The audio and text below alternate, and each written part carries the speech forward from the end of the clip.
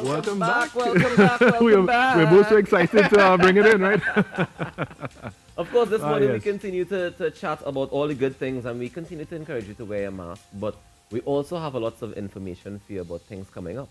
Yeah, that's right. The National Council of Indian Culture of Trinidad and Tobago, in collaboration with the University of the West Indies and the UNESCO Indentured Labour Route Project, invites interested persons to join in a virtual conference in commemoration of the formal abolition of the Indian indentureship system from August 22nd to 23rd, 2020. Here to talk more on this is the conference chairman, Dr. Premnath Guptar. Welcome and good morning. Hi, good morning, and thank you very much for having me on the show. Thank you for being here this morning. Now, the World Indian Diaspora Conference, the focus of this conference is quite timely amid the racism seen online via social media following our recently concluded election period. Speak to us about the importance of remembering our history and how it helps to impact the way society views our differences. Okay, but before I do that, let me just give you a little background on the conference itself. Sure. Sure. Well, East Indians came to Trinidad in 1845 as part of the indentureship system, and that was essentially to replace the slave labor that existed in plantations at the time. And there were conflicts, I think, that came up regarding that replacement of slave labor. Now, in 1917, after 72 years of indentureship, there was an end, the official end to indentureship took place. But because there were people who were still indentured, the formal end didn't happen until 1920. So this conference being organized is in celebration of 100 years of the formal or official end of indentureship system. Let's go back in time a little bit more and speak in a little more detail about the indentureship system and why it was so wrong. Well, remember, indentureship replaced slavery, in a sense.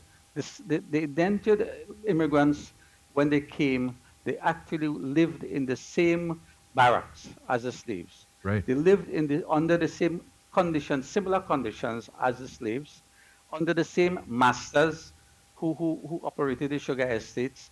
So the conditions were similar, but there were differences in that they were paid a stipend, 25 cents, I think it was at that time, 24 cents a day, or whatever it was. Wow. But the thing is that their conditions were almost similar to that of slavery. So we do draw similarities to the experience of both backgrounds, both ethnic backgrounds, when it comes to the plantations themselves.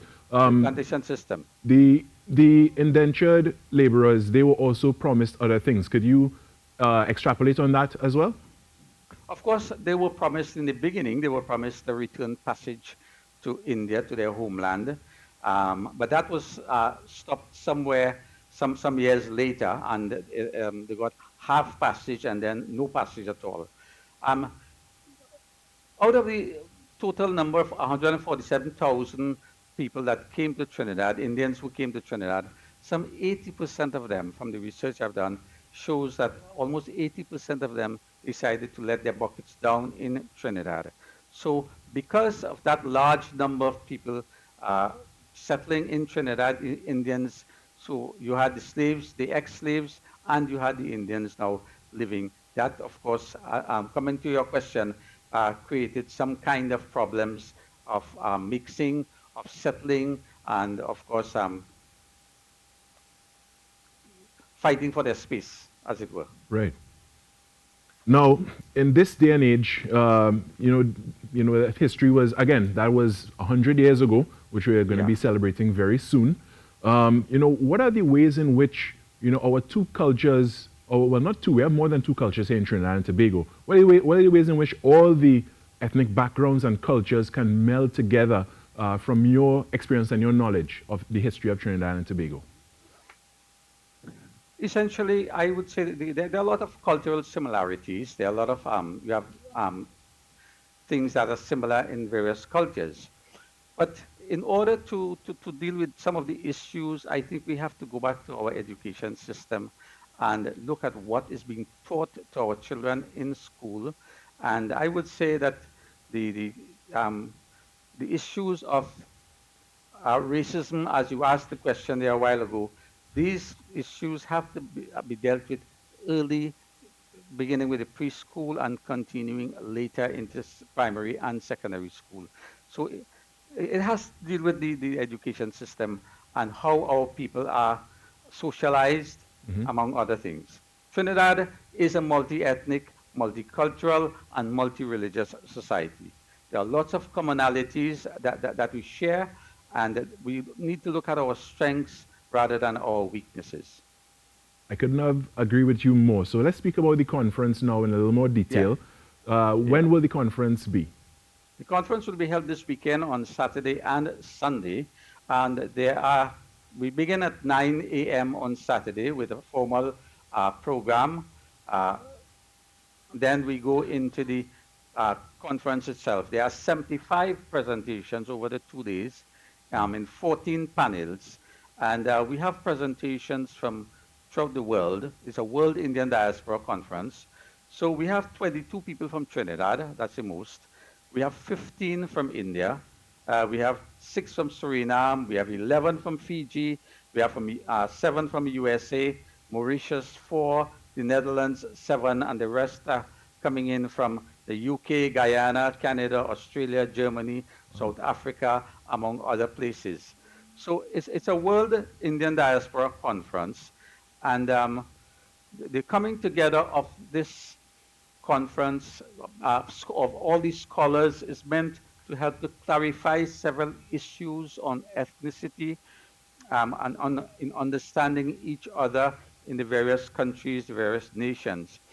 Um, in this way, we hope to bring clarity to several issues that plague us and to understand, helping to understand each other. I must say that the conference is open to the public, to everyone. And anyone can join us.